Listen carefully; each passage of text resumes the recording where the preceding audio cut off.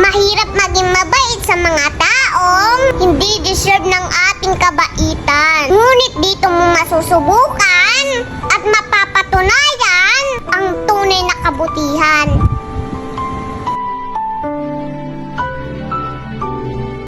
Keep believing in God. He will change your situation beyond your imagination. Magtiwala ka lang sa Kanya dahil lahat ng imposible para sa'yo ay kaya niyang gawing posible.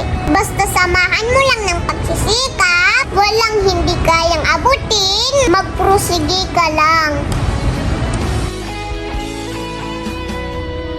Lord, maraming salamat sa bawat araw na binibigay niyo po sa amin para magpatuloy kami sa aming hiram na buhay. Salamat sa bawat umaga na kami iyong muling ginising. Naway mapagtagumpayan namin ang lahat ng pagsubok sa aming buhay.